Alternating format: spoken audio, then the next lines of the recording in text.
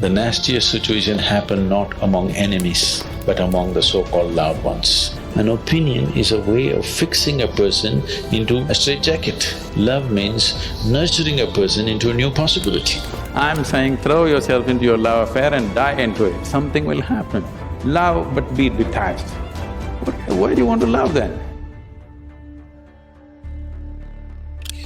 Some teachers, some gurus, some guides will say, you know, you can love, but you must be detached. Love, but it cannot be conditional. It should be unconditional. So there's versions of it. I just want to know. The simple way of make you keep coming back to me is to give you something that you cannot do, to give you a teaching which you can never do. You must love, but you must be detached. Now you have to keep coming back to me for consultation, endlessly. I'm saying throw yourself into your love affair and die into it, something will happen. Something worthwhile will happen if you're willing to die into the process. Not just anything, whether it's your work or your life or your love or whatever, if you do not know how to throw your entire self into it, you will never know the taste of what it is. Love but be detached. Why do you want to love then? Only because you want to include somebody as a part of your life, part of yourself, that's why you love. No, I love but I am detached. This means you have to come back to consultation every day, it's like a psychiatrist's job. Every day you have to come and sit on the couch. You need treatment and there is a fee. I only say, see, what is this need for love in a human being? You must understand, a human being constantly, a human being is longing to be something more than what they are right now.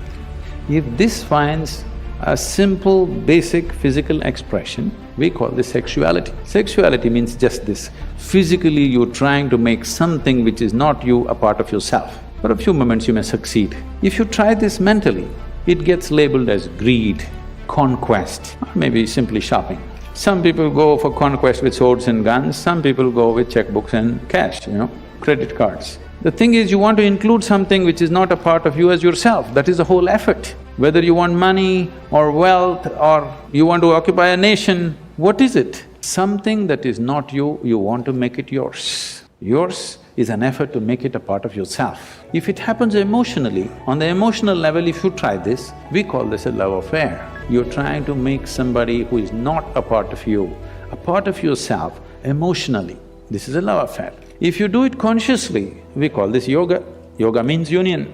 So all these efforts are fine, everything has its own beauty but has its own limitations. When you understand the limitations of all the other methods, nothing right or wrong about it, it is just that it will work briefly, it will not work for always. When you realize that, you consciously try to include. When you consciously become an inclusive process, if you sit here, if you experience everything as yourself, then we say you're a yogi. So this is a love affair successful. So how is that? How do you include everybody in your love?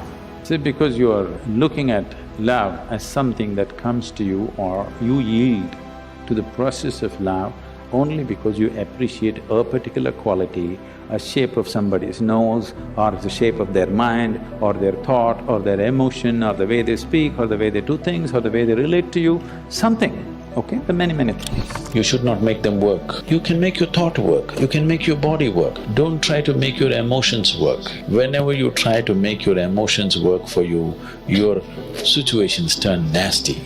Initially, I love you works. After some time, you're trying to make emotions work for you. The harder you try to make it work, the nastier your life gets. Because emotion is not for work. Emotion is just to sweeten your life. Your thought and your body should work. Emotions, just there.